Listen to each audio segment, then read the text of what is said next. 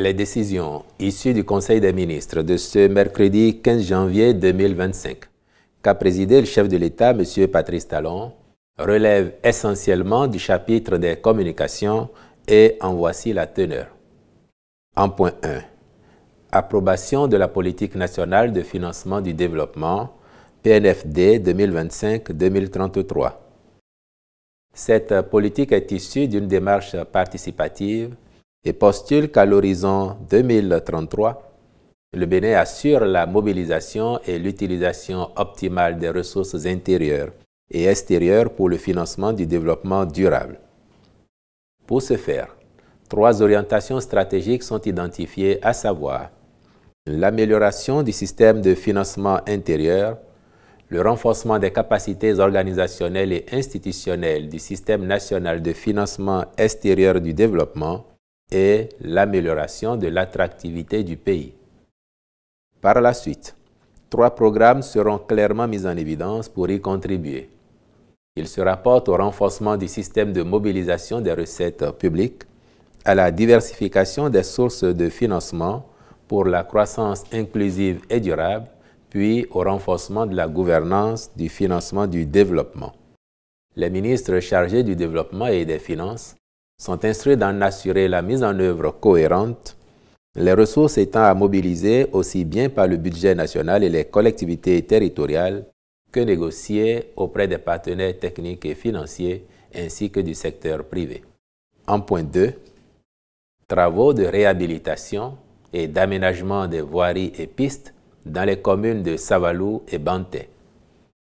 Les 10 travaux concernent la réhabilitation et l'aménagement de 18 km 022 de voiries dans la ville de Savalou, dont 2 km 974 de route en terre, l'aménagement de 6 km 881 de voiries et assainissement à Banté, ainsi que la réhabilitation de 53 km 46 de route en terre et pistes rurales dans les localités de Gouka et Pira de la même commune. Pour leur conduite dans les règles de l'art, à l'instar des travaux réalisés au niveau des villes ayant bénéficié du programme asphaltage, le Conseil a marqué son accord pour la contractualisation avec des cabinets et entreprises expérimentées. En point 3, réalisation des études complètes d'aménagement de 1500 km de pistes rurales et 1071 km 487 de routes en terre classées. Ces études interviennent dans le cadre de la mise en œuvre du programme de réfection des pistes rurales et de routes en terre classées, campagne 2024-2025. Les départements concernés sont la Libori, le Borgou, la Takora, la Donga, le Zou, les collines, l'Atlantique, le Koufo, le Mono, le Mé et le Plateau. Elles permettront une meilleure prise en compte des besoins spécifiques des populations concernant l'aménagement de pistes rurales afin de les rendre carrossables en toute saison.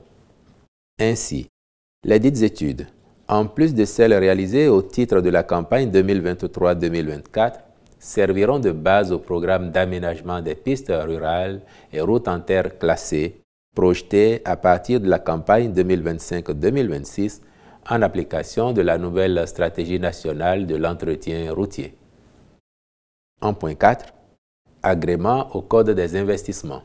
Les 2 sociétés concernées sont bénéficiaires du régime des investissements spécifiques du dit Code et sont porteuses de projets à même de contribuer au développement touristique et à l'attractivité de la destination Bénin. Il s'agit de Société civile immobilière native, SCI Native, pour son projet de rénovation de bâtisses afro-brésiliennes dénommé Native Hotel dans la commune de Ouida, lequel participe à l'amélioration de l'accueil des touristes en leur garantissant une hôtellerie de qualité où des œuvres d'art côtoient l'architecture d'origine et un design contemporain local. Lagardère Travel Retail Keila Bénin SAS, pour son projet d'ouverture de boutiques Duty Free à l'aéroport international de Cotonou, en vue d'offrir aux voyageurs une gamme plus variée de produits et souvenirs made in Bénin. Au chapitre des mesures individuelles, M. Ibrahim David Salami est nommé président de la Chambre administrative de la Cour suprême sur proposition du président de la dite Cour et après avis du Conseil supérieur de la magistrature. Je vous remercie.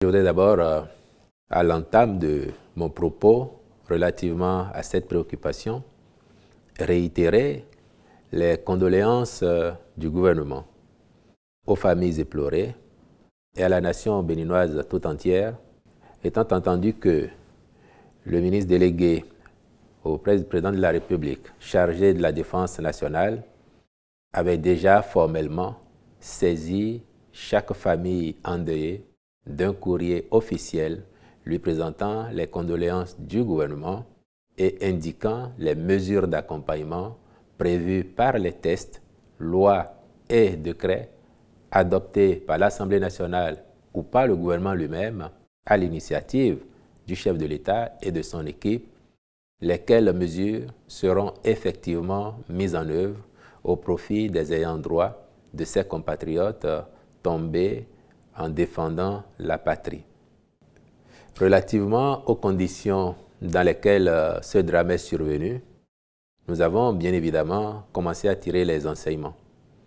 La hiérarchie militaire s'est portée sur les lieux pour apprécier de visu ce qui a pu se passer. Le chef de l'État et son gouvernement s'en sont préoccupés. Des discussions ont eu lieu, des évaluations ont eu lieu afin de voir comment optimiser encore notre stratégie et la façon dont le commandement se fait. Je voudrais ensuite vous dire que s'il ne tenait qu'au Bénin, au président Patrice Talon, évidemment que nous serions dans une stratégie concertée avec les pays voisins. C'est encore le président Patrice Talon qui a eu l'idée de ce qui a été appelé l'initiative d'Accra, par laquelle il demandait justement à tous les pays de la communauté de mutualiser leurs moyens, leurs stratégies, afin de conduire une riposte concertée face à ce phénomène. La disponibilité des autres n'étant pas apparue de façon manifeste, notre pays a pris sur lui d'engager les investissements nécessaires, les recrutements massifs aussi, la mise à disposition d'équipements adéquats pour faire face à ce phénomène.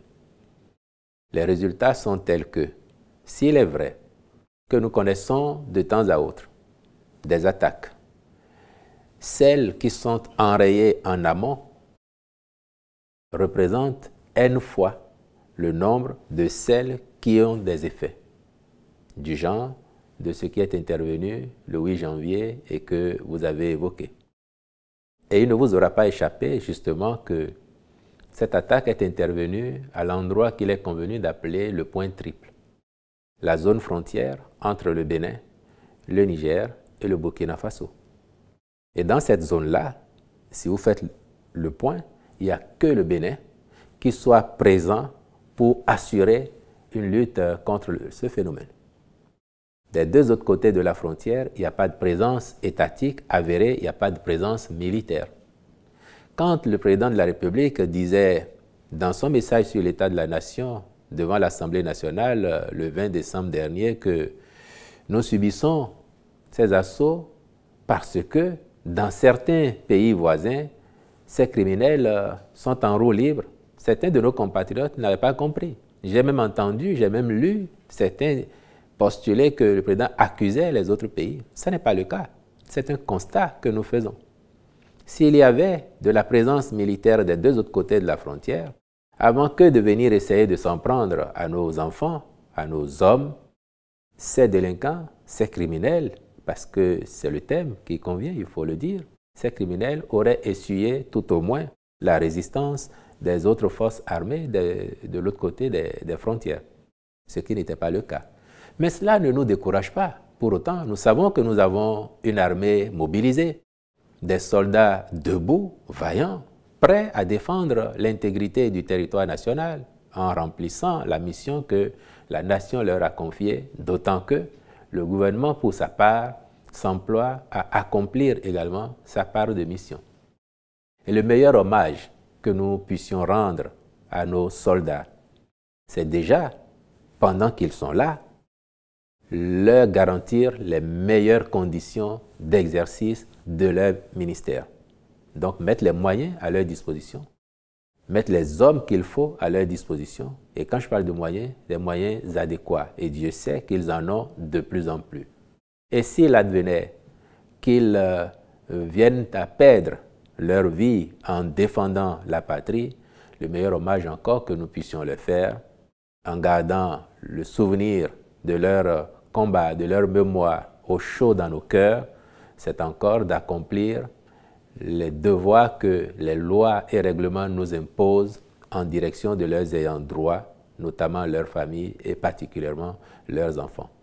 Et là-dessus, l'assurance que je voudrais vous donner, à la suite du courrier envoyé par le ministre délégué auprès du président de la République chargé de la Défense nationale, c'est que les engagements de l'État seront honorés par la République, par le gouvernement, et c'est ainsi que nous devons fonctionner pour donner la garantie à tous ceux qui, au péril de leur vie, nous assurent la sécurité quotidienne, assurent l'intégrité territoriale, leur donner la garantie, disais-je, que la République sera toujours à leur côté, que le gouvernement il est mobilisé pour être à leur côté, leur créer les conditions favorables d'exercice de leur métier, mais si d'aventure, et je touche du bois en espérant que cela ne viendra plus, ou en tout cas que cela viendrait le moins possible, si d'aventure on en arrivait là, que leurs familles, leurs enfants ne seront pas abandonnés.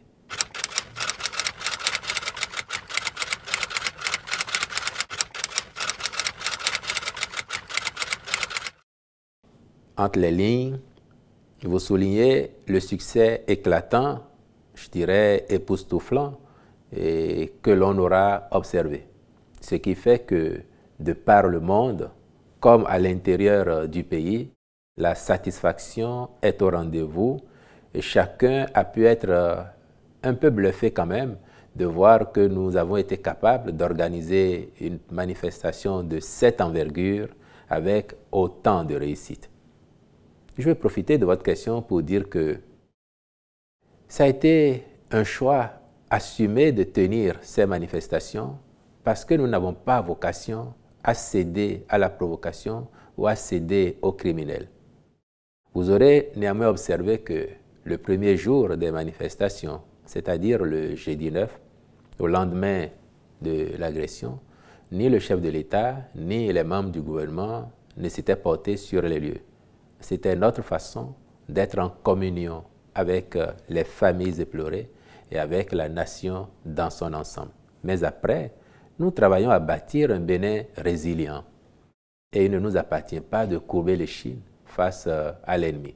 C'est pour cela que nous avons tenu le pari de réussir cette organisation et de faire en sorte que le Bénin soit à la une positivement dans le monde. Ça a été le cas. Maintenant, oui, il y aura toujours moyen d'optimiser, d'améliorer des aspects sur les années à venir. Et je peux vous certifier que nous ne perdons pas le temps là-dessus.